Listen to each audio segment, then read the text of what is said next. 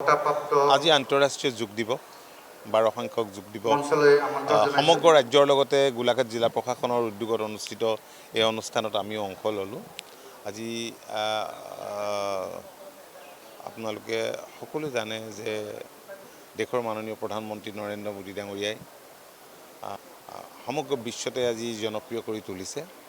আমাৰ ৰাজ্যখনতো যোৱা কেইবাবছৰ ধৰি আয়ুষৰ উদ্যোগত খুব সুন্দৰভাৱে আজিৰ দিনটো পালন কৰি আহিছে আৰু এইবাৰ ASRLMৰ মানে যিবিলাক আমাৰ HSC গোট আছে প্ৰায় 32 লক্ষ মহিলাই ৰাজ্যখনৰ গাঁৱে ভূঞে এনেকৈ আজি যোগ দিৱসত অংশ লৈছে। তাৰ বাবে এমাহজোৰা প্ৰেক্টিছো কৰিছে, আনহাতে আয়ুষৰ উদ্যোগত চলিয়ে আছে। আৰু আমাৰ ৰাজ্যখনত আজি মাননীয় মুখ্যমন্ত্ৰীয়ে গুৱাহাটীত আৰু সন্মানীয় অতিথি হিচাপে উপস্থিত আছে দেশৰ বিত্তমন্ত্ৰী নিৰ্মলা সীতাৰামন ডাঙৰীয়ানী আৰু সকলো জিলা প্ৰশাসনে আজি এনেধৰণে সকলো ঠাইতে আজি সুন্দৰভাৱে গাঁৱে ভূঞে উদযাপন কৰাটো মই ভাবোঁ আমাৰ সকলোৰে বাবে এটা ভাল খবৰ।